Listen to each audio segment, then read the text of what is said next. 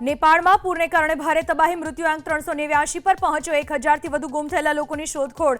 નેપાળ ગયેલા 290 ભારતીયો સાથે હજુ નથી થઈ શક્યો સંપર્ક।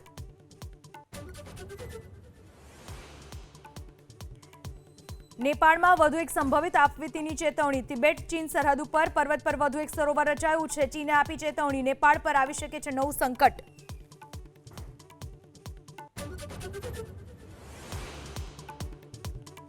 બિહાર સરકારે આખરે વિદ્યાર્થીઓની માંગણીઓ સ્વીકારી।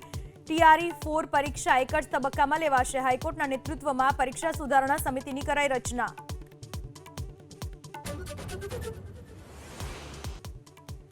नेपाળમાં પૂરને કારણે ભારે તબાહી, મૃત્યુઆંક 389 પર પહોંચ્યો। 1000થી વધુ ગુમ થયેલા લોકોની શોધખોળ। નેપાળ ગયેલા 290 ભારતીયો સાથે હજુ નથી થઈ શક્યો સંપર્ક।